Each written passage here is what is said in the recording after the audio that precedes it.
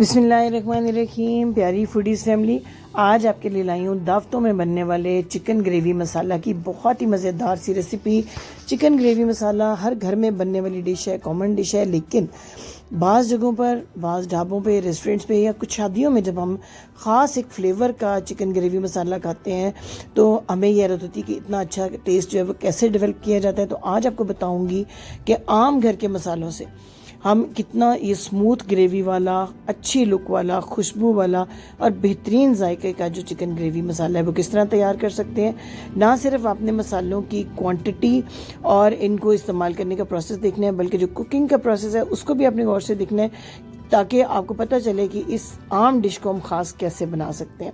سب سے پہلے جی میں نے صرف اور صرف 2 ٹیبل سپون کوکنگ آئل میں 2 میڈیم سائز کے پیاز اور 1 ٹیبل سپون لہسن، 1 ٹیبل سپون کرش کیا ہوا ادرک موٹا موٹا کٹا ہوا ہے اس کو ڈال کے صرف 2 سے 3 منٹ اس کو فرائی کرنا ہے. ہلکا سا کلر چینج ہو تو 2 ٹیبل سپون پانی ڈال کے آپ نے اس کا بنا لینا ہے پیسٹ. 3 پاؤ چکن کے ساتھ بنا رہی ہوں. اب 1 پکانے والا چمچ میں نے کوکنگ آئل ڈالا ہے، 1 سٹک اس میں دار چینی، 2-3 لونگ، 2-3 ہری الائچی اور چکن کے بڑے پیسز ہیں. یہ 3 پاؤ چکن ہے. اس کو اتنا آپ نے فرائی کرنا ہے کہ بڑا پیارا گولڈن براؤن سا کلر جو ہے وہ اس کے اوپر آ جائے. یہ پہلا سٹیپ ہے، میڈیم آنچ پہ آپ نے اس کو کرنا ہے. اس سے بڑا اوپر سے کرسپ ہو جائے گا، چکن اندر سے اس کے جوسز کے اندر ہی رہیں گے اور فلیور بہت اچھا آئے گا. جتنا بھی آپ اس کو گلائیں گے اور یخنی بنائیں گے تو یہ ٹوٹے گا نہیں. اب یہ جو پیسٹ میں نے پیاز لہسن ادرک کا بنایا تھا وہ ایڈ کر دیا. اس میں 1 ٹی سپون سرخ مرچ کا پاؤڈر، آدھا ٹی سپون ہلدی، آدھا ٹی سپون کشمیری لال مرچ، بھنے ہوئے زیرے کا پاؤڈر 1 ٹی سپون اور خشک دھنیا پاؤڈر 1.5 ٹی سپون. یہ تھوڑا سا زیادہ یوز ہوگا. ساتھ میں ہم نے 2 ٹیبل سپون پانی ایڈ کرنا ہے تاکہ گرم آئل کے اندر مسالے برن نہ ہو، کلر بہت پیارا رہے اور اچھے طریقے سے بھنائی کرنی ہے. پورے 5 منٹ تک ان مسالوں کے ساتھ آپ نے چکن کی، آپ نے دیکھا میں نے ابھی نمک اس میں ایڈ نہیں کیا. نمک ہم آگے جا کے ایک سٹیج پہ ایڈ کریں گے اور کیوں کریں گے وہ بھی میں آپ کو بتاؤں گی. دیکھیں بھننے کے ساتھ ساتھ کتنا پیارا کلر آنا شروع ہو گیا ہے مرچوں کا. اس کے اندر کشمیری لال مرچ سے اس میں بڑا پیارا کلر ایڈ ہوتا ہے. اب جی میں نے 6 ہری مرچیں لے کے اس طرح انتہائی باریک چاپ کر لیا. ان کو یا پیسٹ بنا لیں اور اس سٹیج پہ ایڈ کریں. 2 منٹ تک مزید ہم نے اس کو بھوننا ہے تاکہ مرچ کا فلیور بھی اچھا سا آ جائے. دیکھیں بنائی ہونے کے ساتھ ساتھ کس طرح آئل بالکل باہر آ رہا ہے، یعنی ہمارے مسالے بھون گئے. ابھی تھوڑا تھوڑا یہ موٹا ہے مسالہ، بنائی کے ساتھ ساتھ ہی ہم نے اس کو باریک کرنا ہے اور بہت سموتھ جو ہے پیسٹ اس کا بننا چاہیے. اب میں نے 3 بڑے سائز کے ٹماٹر لے کے بالکل اس طرح گرائنڈ کر کے ان کا پیسٹ بنا لیا. ان ٹماٹروں کی چھلکے آپ نے ضرور اتار لینے ہیں.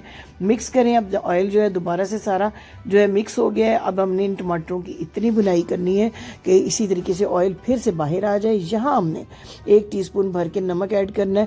یہاں پہ نمک ایڈ کرنے کی وجہ یہ ہے کہ یہاں پہ آپ کو اندازہ ہو جاتا ہے کہ ٹماٹر کی کھٹاس اور پیاز کی مٹھاس جو اس کو بیلنس کیسے کرنا ہے، کتنا نمک ہونا چاہیے. اب جو ہے اس کی نمک کے ساتھ اور ٹماٹر کے ساتھ ہم نے 2-3 منٹ بھنائی کر لی ہے چکن کی. اب اس کو اچھا سا ہم نے گلانا ہے. تو آپ نے اتنا پانی ایڈ کرنا ہے جتنا آپ کو شوربہ چاہیے. میں نے یہاں پہ 2 گلاس پانی ایڈ کیا ہے اور 1 ٹی سپون اس میں آپ نے ڈال دینی ہے یہاں کسوری میتھی. اب اس کو کور کر کے ہم نے 12 سے 15 منٹ تک، یہ بڑے بڑے پیسز ہیں بہت اچھے گل جائیں اور آپ نے اس کو اتنا ہی جو ہے پکانا ہے. ابھی یہ بالکل گوشت ٹوٹے گا نہیں کیونکہ ہم نے اس کو بہت اچھا سا شروع میں فرائی کر لیا تھا.